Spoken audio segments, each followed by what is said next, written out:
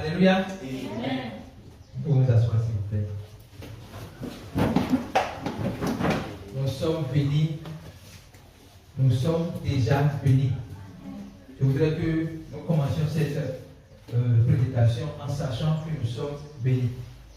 Père, ta sainte bénédiction, te rendons grâce pour nos saluts qui nous est donné, pour nos saluts que nous recevons. Je déclare que tous ceux qui sont ici, qui nous suivent en direct ou qui vont suivre en différé, vont recevoir ton salut qui sera prêché ici au nom puissant de Jésus. Je déclare que notre cœur est ouvert, notre intelligence est ouverte pour recevoir la plénitude de la parole de Dieu qui nous sera donnée ce matin au nom puissant de Jésus. Je déclare dans le nom de Jésus qu'au travers de cet enseignement, nos cœurs brisés seront restaurés, nos cœurs brisés seront guéris, nos âmes blessées seront restaurées au nom puissant de Jésus-Christ. Le Seigneur a promis qu'au travers de cet enseignement, beaucoup seront sauvés et beaucoup parviendront à la connaissance de Christ. Et qu'il va opérer beaucoup de miracles de guérison au nom puissant de Jésus. Aujourd'hui, nous allons poursuivre cette série d'enseignements, les fondamentaux de la foi chrétienne. Les fondamentaux de la foi chrétienne. Nous avons dernièrement introduit cette série en montrant que la fondation est Jésus-Christ. Alléluia. On a montré que l'Église n'est pas le bâtiment fait de pierre, mais l'Église est la personne qui a reçu Jésus-Christ et pour qui Jésus-Christ est mort à la croix, enseveli et ressuscité.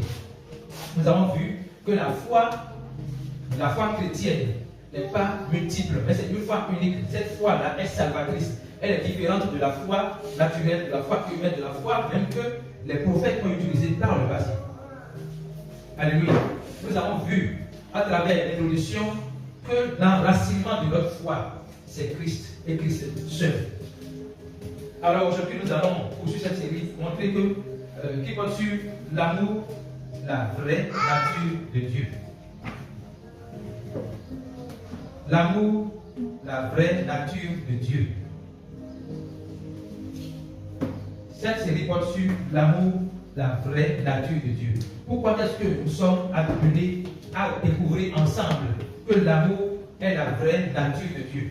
Parce que la nature de Dieu n'est pas comprise telle que ça devait être comprise. Jusqu'à aujourd'hui, même par le passé, il y a une confusion autour de la nature de Dieu. Nous allons voir ensemble que la nature de Dieu est différente de la nature de l'homme. La nature de Dieu est différente de la nature de l'homme. Ce qui fait que Dieu est Dieu, c'est sa nature. Ce qui fait que Dieu n'est pas un homme, c'est sa nature. Et nous allons voir ensemble que sa nature n'est pas égale à la nature de l'homme. Ça veut dire quoi? On ne peut pas voir comment l'homme se comporte.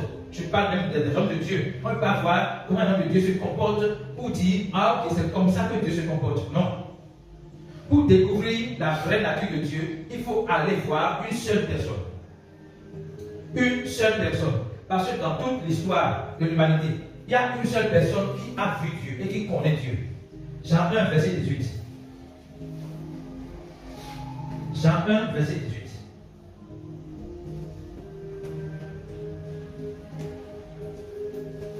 On va voir Jésus lui-même qui parle ici. Personne n'a jamais vu Dieu. Le Fils unique qui est dans le sein du Père est celui qui l'a fait connaître. Donc personne n'a jamais vu Dieu. Jésus dit jamais. Personne n'a jamais vu Dieu. Il met l'accent sur jamais. Ça veut dire que tout ce que nous avons cru par le passé, qui nous fait croire que quelqu'un a vu Dieu, n'est pas vrai. Tout ce qu'on qui a été dit, où des gens ont dit j'ai vu Dieu, j'ai vu Dieu, j'ai vu Dieu. Jésus dit, Jésus, Dieu sur la terre, dit, personne n'a jamais vu Dieu.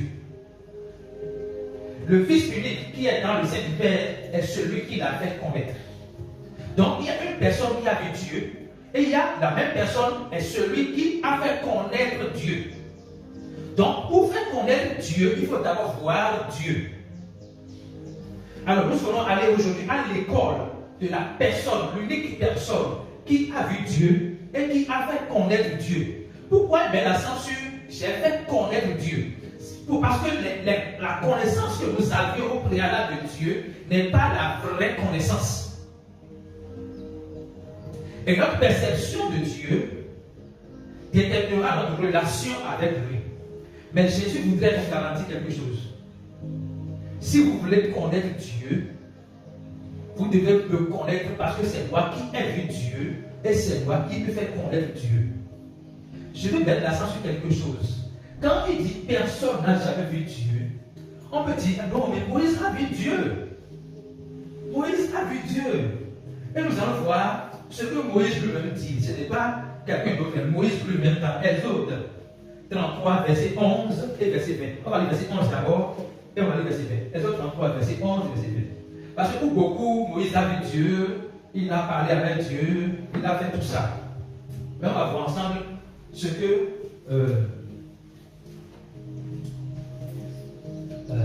alléluia, vous êtes là, ok. L'Éternel parlait à Moïse face à face, comme un homme parle à son ami. Quand on dit ça, qu'est-ce qu'on comprend? On dit l'Éternel parle à Moïse face à face, comme un homme parle à son ami. Ça veut dire qu'on a l'impression que Dieu là, il s'est tenu devant Moïse comme ça, il s'est fait voir par Moïse comme ça, et ils se sont parlé. C'est ce qu'on peut penser.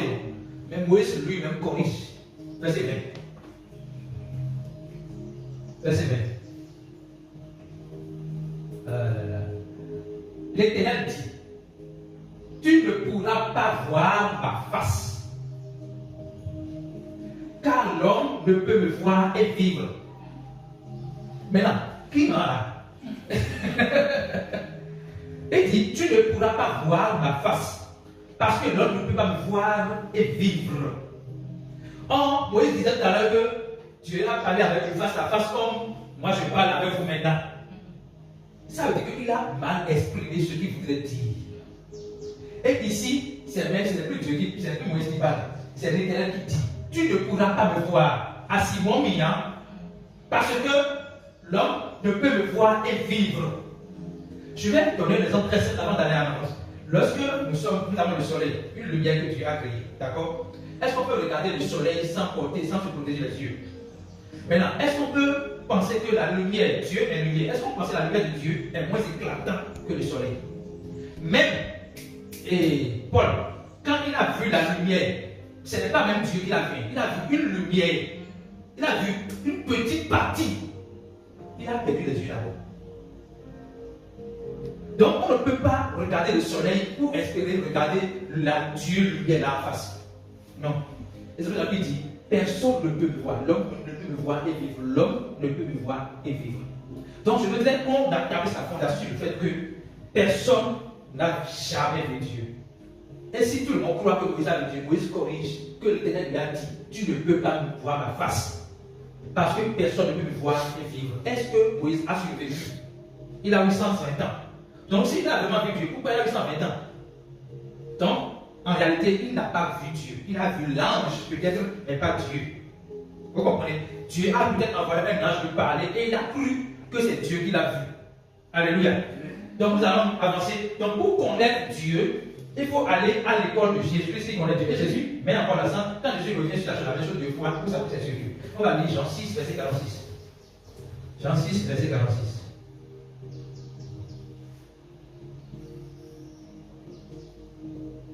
Jean 6, verset 46.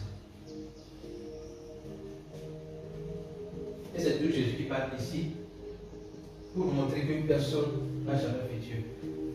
C'est que nul n'a vu le Père, sinon celui qui vient de Dieu, celui-là a vu le Père. C'est pour nous dire, c'est qui vient de Dieu, c'est Jésus-Christ. C'est lui qui a vu le Père, c'est lui qui veut montrer le Père. Ce que je veux dire ce matin, c'est pour que nous sachions. Première chose, personne n'a jamais vu Dieu. Et si on veut faire connaître Dieu, on doit chercher à connaître celui qui a vu Dieu et qui l'a fait connaître. Alléluia. Amen. Alors, pour connaître maintenant Dieu, on va voir qu'est-ce qui définit Dieu. Qu'est-ce qui définit Dieu? 1 Jean 4, verset 8.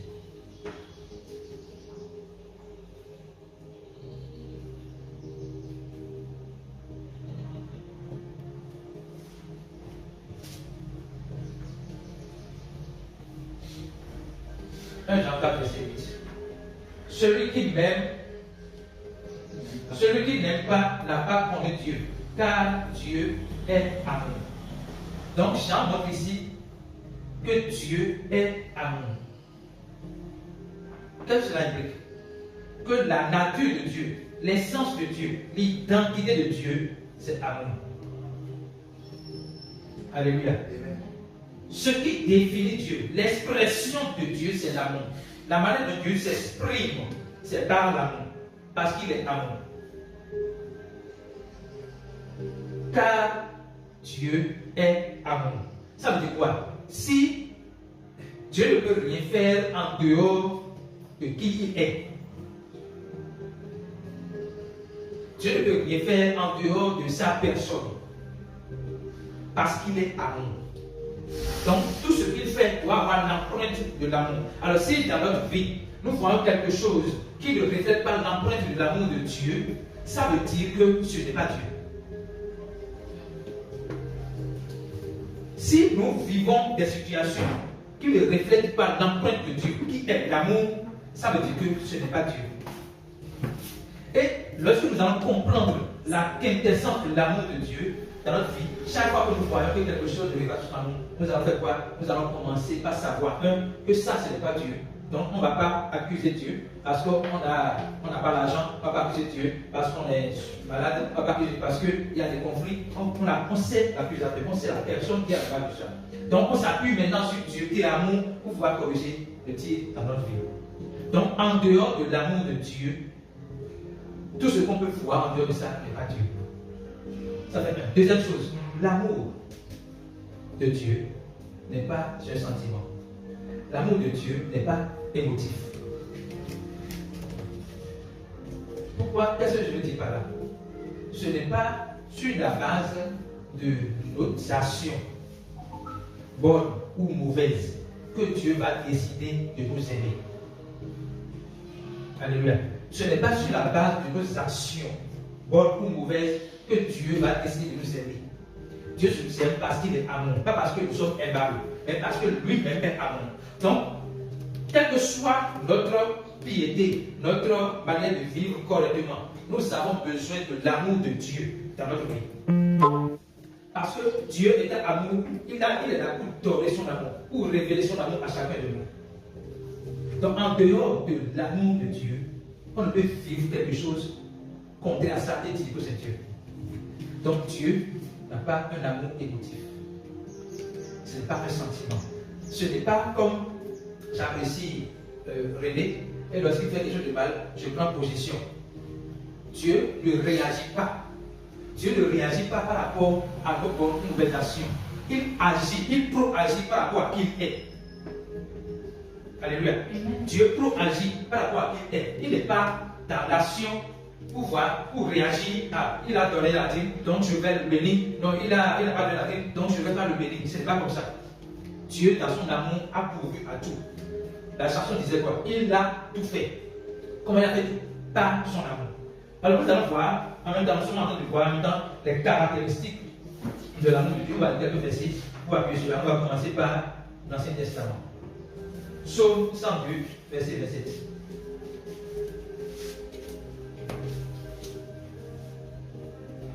Psaume 102, verset 27. Dieu est constant. L'amour de Dieu est constant. L'amour de Dieu ne varie pas selon les moments et les circonstances. L'amour de Dieu est constant. Ça ne varie pas selon les personnes, les races, les régions, les politiques. Ça ne varie pas selon la religion. L'amour de Dieu est constant et ouvert à tout le monde. Psaume 102, verset 27. Il invite.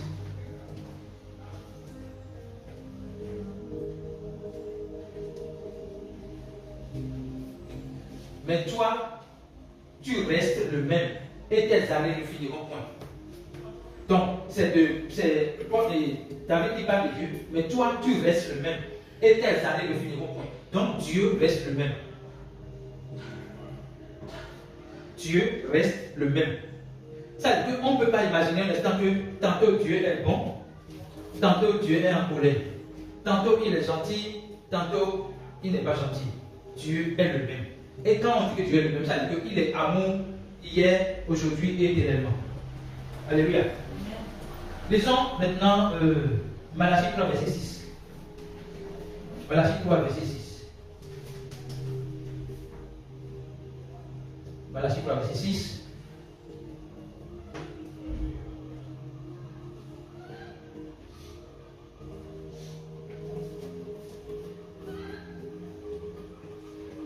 Car je suis l'Éternel, je ne change pas.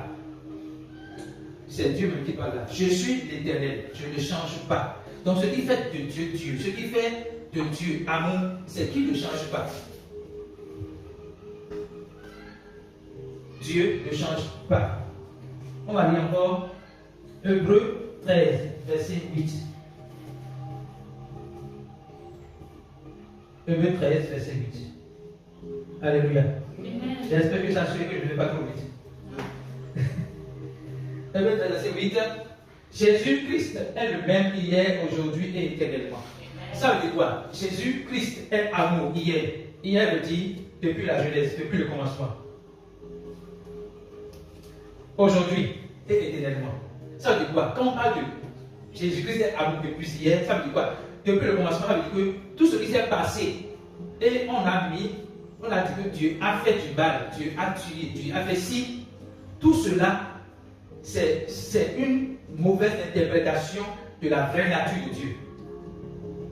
Quand il dit Dieu est amour, hier, depuis le commencement, maintenant et éternellement, ça veut dire qu'à aucun moment dans l'histoire, Dieu n'a changé en tant qu'amour.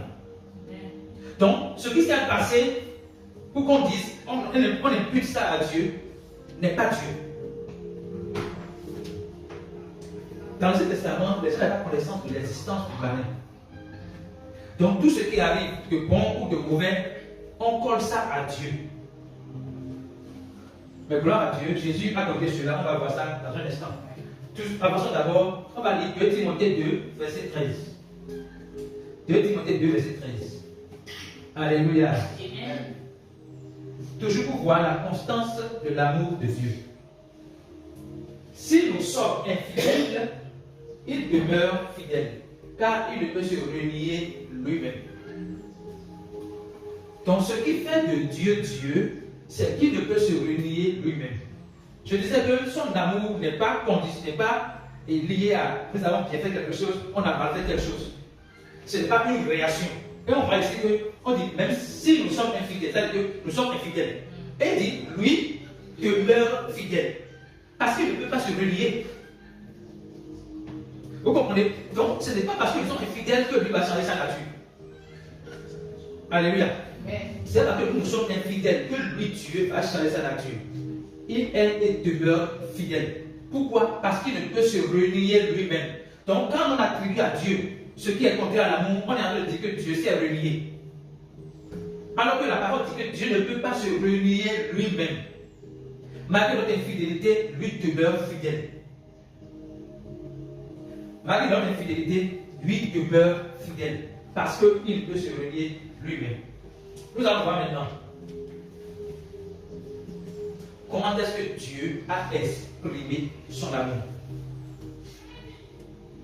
Dieu est amour, on a vu que son amour n'est pas un sentiment émotif, il est constant. Mais comment est-ce qu'il a démontré, exprimé son amour? J'ai noté une phrase ici. L'amour est l'expression absolue de la nature de Dieu. L'amour est la vraie expression de la vraie nature de Dieu. L'amour est la vraie expression de la vraie nature de Dieu. Jean 3, verset 16. Nous allons voir ensemble comment Dieu a exprimé son amour. Car Dieu a tant aimé le monde qu'il a donné son Fils unique, afin que quiconque croit en lui ne périsse point, mais qu'il ait la vie éternelle. Alors, on voit ici, Dieu a tant aimé le monde. Tant aimé. Par de quoi? De l'intensité de l'amour de Dieu. Donc, on voit en même temps que, or, le monde ici représente les hommes. Et les hommes ne sont pas parfaits. Les hommes sont imparfaits. Donc, on On dit, Dieu a tant aimé le monde. Donc, Dieu a élevé. Je vais dire ça quand même, mais si ce n'est pas vrai, ce n'est pas trop vrai. Dieu a élevé son amour au-dessus de toute l'imperfection de l'homme. Dieu a élevé son amour au-dessus de toute l'imperfection de l'homme. Donc, il n'y a rien que l'homme puisse faire qui fera que l'amour de Dieu passe au lieu de se pacifier. Ou il n'y a rien que l'homme puisse faire qui va éteindre la flamme de l'amour de Dieu. Donc, Dieu a tant aimé le monde qu'il a donné son Fils unique Jésus-Christ. Ne voyons pas ces deux personnes différentes. Non. Dieu a aimé le monde qu'il est venu sous la forme de Jésus-Christ. Dieu a aimé le monde qu'il a décidé de prendre chair afin de sauver le monde, de l'arracher de ce que, parce qu'il est déjà péri, donc pour lui donner maintenant la vie éternelle. Alors pourquoi Dieu est capable de faire ça? Parce que Dieu est esprit. En tant qu'esprit, il n'est pas... Comment j'expliquer ça? Quand on parle de l'amour de Dieu, nous devons avoir dans notre conscience que Dieu est esprit. Alors quand il est esprit, il n'est pas l'homme qui est esprit, âme et corps. Donc, en tant qu'esprit, il n'a pas d'émotion. Il n'a pas d'émotion. Il ne peut pas être manipulé par l'émotion. Il ne peut pas être changé par ce que les hommes font. Et ce qui fait que Dieu est Dieu, c'est parce qu'il est esprit et qu'il n'a pas d'émotion. Sinon, si Dieu était émotif, lorsqu'il va voir un braqueur, il ne peut pas lui donner son amour. Mais Dieu, sans émotion, sait que ce braqueur, c'est parce que ce braqueur manque de son amour à lui qu'il est braqueur.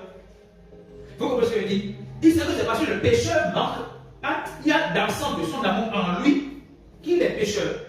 Donc, la seule chose que Dieu a trouvé, ce n'est pas de juger, mais d'offrir l'amour. Dieu n'a pas jugé, mais il a offert l'amour afin que celui qui croit en cet amour-là ne périsse point, mais ait la vie éternelle. L'amour de Dieu n'est pas l'amour des hommes. L'amour de Dieu n'est pas émotif. Et c'est parce que l'amour de Dieu n'est pas émotif qu'il est capable de ne pas voir un pécheur comme quelqu'un à abattre, mais quelqu'un à sauver. On va lire le verset 17. On le lit souvent comme ça, on va lire. Pour voir ce que Dieu dit encore. Verset 17, c'est encore verset 17. Alléluia. Amen. Dieu, en effet, n'a pas envoyé son Fils dans le monde pour qu'il juge le monde, mais pour que le monde soit sauvé par lui. Donc, la raison pour laquelle Dieu exprime son amour, c'est parce qu'il sait que nous, les hommes là, nous sommes dans le jugement. À telle personne, il ne donne pas sa dîme. Telle personne, il est phonique. Telle personne, il est adultère. Telle personne, il se venge. Telle personne, on sait comment on juge tout ça. Mais il dit non. Moi, là, je ne suis pas venu pour juger. Je suis venu pour le donner l'amour. Lorsqu'on reçoit mon amour, ils ne seront plus jamais la même personne. Je déclare dans le nom de Jésus que si tu reçois l'amour de Dieu, si tu crois que Jésus t'aime, si tu crois que Jésus ne te juge pas, tu ne seras plus jamais la même personne. Jamais. Jamais. On va lire. Toujours sur le bas, comment est-ce que Dieu a exprimé son amour. Lisons Romains 5, versets 7 et 8. Romains 5, versets 7 et 8. À peine mourrait-on pour un juste. Quelqu'un peut-être mourrait-il pour un homme de bien. On dit, à peine mourrait-on pour un juste. Quelqu'un peut-être mourrait-il pour un homme de bien. D'accord? Ça veut dire quoi? Jésus est en train, Paul est en train de poser un fondement. C'est possible, même si on n'a pas encore fait ça, que quelqu'un décide de mourir pour quelqu'un parfait. Possible. Mais on n'a pas encore vu quelqu'un mourir pour quelqu'un qui est imparfait. Mais Dieu prouve son amour. Donc c'est comme ça que Dieu a expressé son amour. Il prouve son amour envers nous en ce que lorsque nous étions encore pécheurs, Christ est mort pour nous. Donc, Jésus montre qu'il est possible qu'on peut mourir pour un homme pécheur, un juste, un parfait, un enfant docile. Il est possible. Mais il n'a pas encore vu quelqu'un mourir pour un pécheur, celui qui est condamné, celui qui, on voit que son sentence c'est la mort. Il dit, Dieu prouve son amour envers nous, en ce que lorsque nous étions encore pécheurs, Christ est mort pour nous. Alors, pourquoi Jésus-Christ est mort pour nous alors que nous étions encore pécheurs? C'est parce qu'il nous aime, sans condition. c'est parce qu'il nous aime sans nos actes. C'est parce que son focus n'est pas sur notre action, mais sur notre cœur. Parce qu'il sait que lorsque il va entrer dans notre cœur, il va métamorphoser notre cœur, afin que nous puissions être transformés jusqu'à le refléter sur la terre. Donc, il n'a pas besoin qu'on soit parfait avant de venir à nous. Lorsque dans notre imperfection, il vient jusqu'à nous, parce qu'il est parfait, il est incorruptible. Et dès qu'il vient en nous, nous devenons incorruptibles dans l'esprit. Donc, il est mort pour nous. Pourquoi? Parce que le salaire du péché, c'est la mort. Ça veut dire quoi? Nous étions tous condamnés à la mort. Nous étions tous séparés de Dieu. Mais Dieu dit, mon amour est capable de vous réconcilier à moi. Et pour que cela soit fait, le salaire du péché est à la mort. Il faut que quelqu'un meure pour payer ce salaire. Et ce n'est pas celui qui est déjà mort qui paye le salaire. Nous sommes morts. Même si nous décidons de le tuer, on ne peut pas payer notre propre salaire. Parce que nous sommes déjà morts. Donc c'est Christ seulement qui est la vie, qui peut nous donner sa vie. La mort de Jésus, c'est égal au don de sa vie. Vous comprenez? La mort de Jésus pour nous, c'est égal au don de sa vie pour nous. Donc par sa mort, il nous donne la vie. Il nous fait passer de la mort à la vie. Alléluia. Amen. On va continuer. Maintenant, on va voir une fondation que Christ a établie. Toujours pour voir l'amour de Dieu, Christ a établi une fondation. Dans Jean 10. Vous savez, les gens ont toujours du mal à croire que Dieu n'est pas la source des maladies, des maux, des difficultés dans ce monde.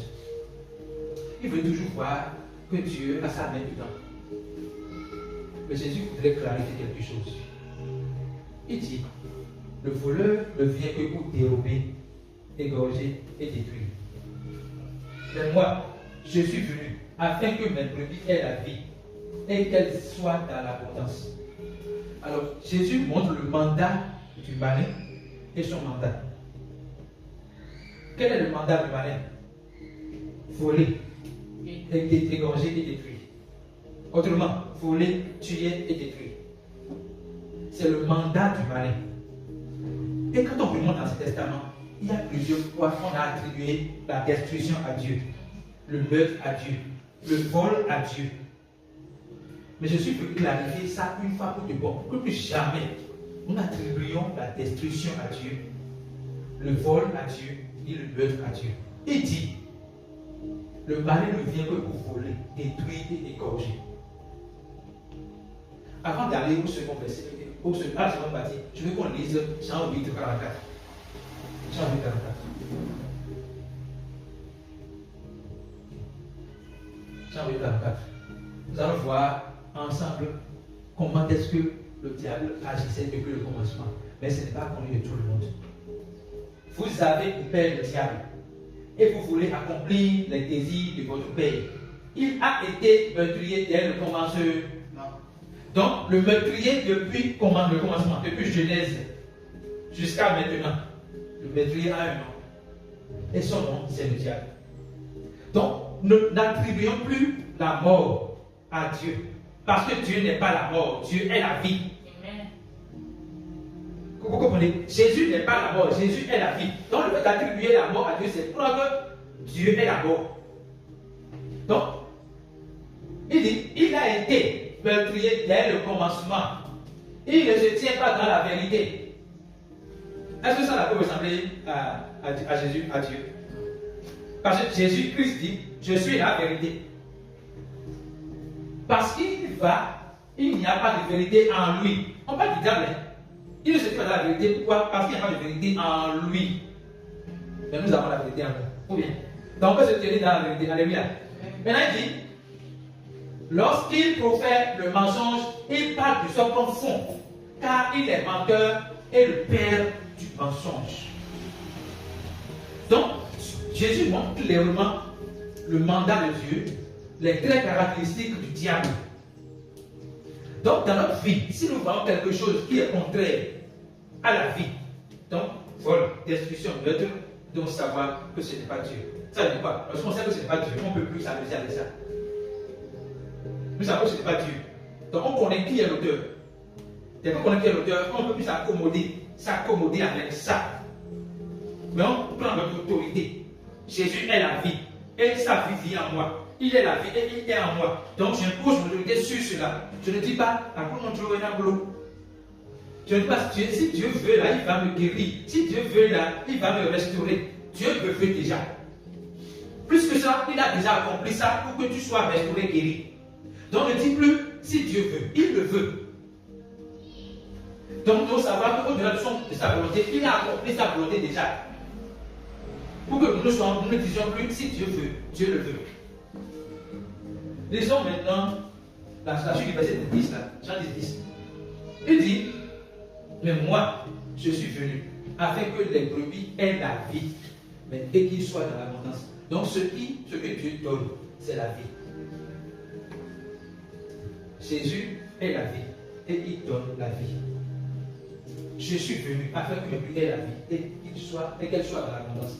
Donc le don de Dieu pour l'humanité, c'est la vie de Jésus, c'est la vie, c'est sa propre vie.